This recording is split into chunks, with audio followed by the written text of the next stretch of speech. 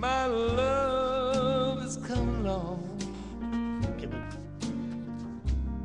My lonely days are over,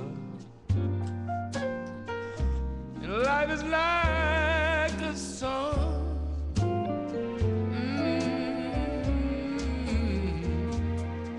It'll last.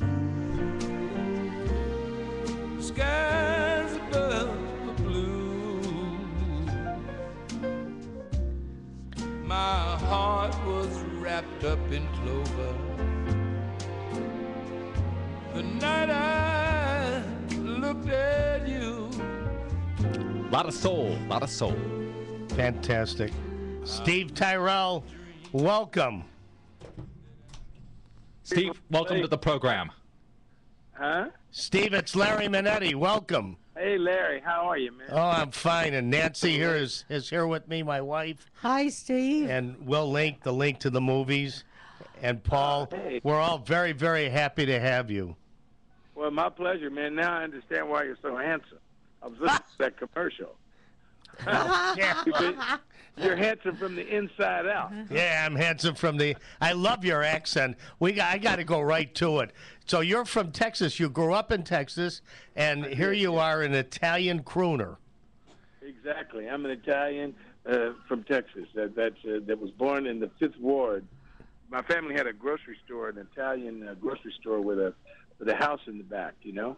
Oh, that's and so I was like the only white boy for miles. It was like in that movie, Do the Right Thing. So I got a lot of Italian singers, Sinatra and Mario Lanza and Barry Como, and a lot of the blues guys too. You know. Yeah. In my life. But I used to tell my mother to make grits marinara for me. No. What? Say it isn't so. No, but what? But you were. I have to find this out. Were you the only Italian family like in the city? No, as a matter of fact, there were a lot of. First of all, Houston and New Orleans has a tremendous Italian population. Right. Those two cities in the South. I guess it's because it's the port right there. Mm-hmm. And when our grandparents came, they all came to Ellis Island, and some of them stayed on the boat and went down to the Gulf of Mexico. And I think they passed up Miami. You know, Right. They left that for the other guys. Yeah, that's right. and went down to Texas and New Orleans, Houston and New Orleans.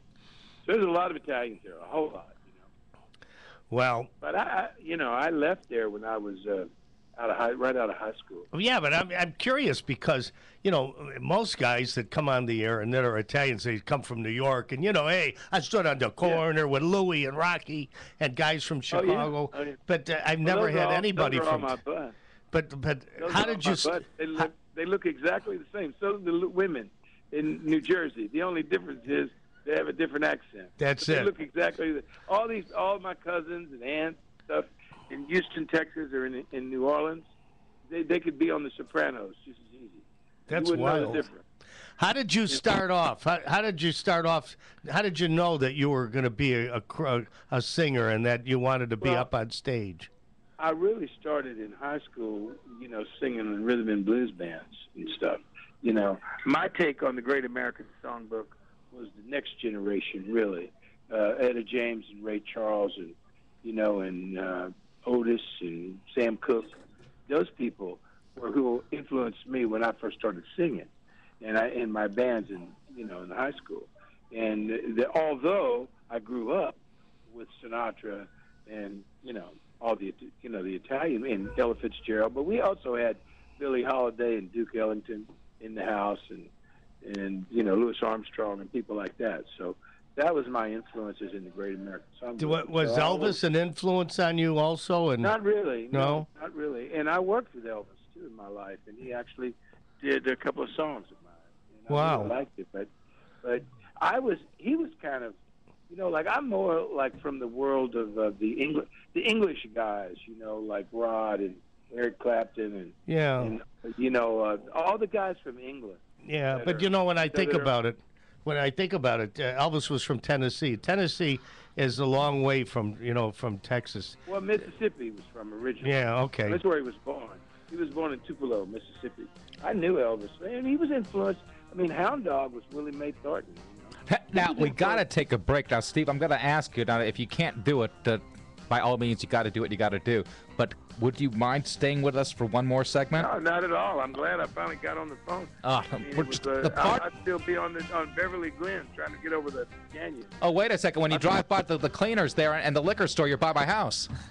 Well, go in there and rob it. Hey, we're gonna come back. Hey, we got Steve Tyrell on Beverly Glen, by my house. I'm sitting in front of the drugstore. I couldn't even, Oh, you're on the cell phone. Oh, you're not by Herb Alpert's place, are you? Yeah, exactly, right. I can see it. Hey, we'll be back right after this. It's the PM show with the Manettis. Attention business owners, if your company is having trouble paying its bills, there are many ways your creditors can hurt you. They start by calling you at work, then at home. Then they call other family members that guaranteed payment. They can sue you, take your assets, freeze your bank accounts, and threaten your very way of life. If you don't handle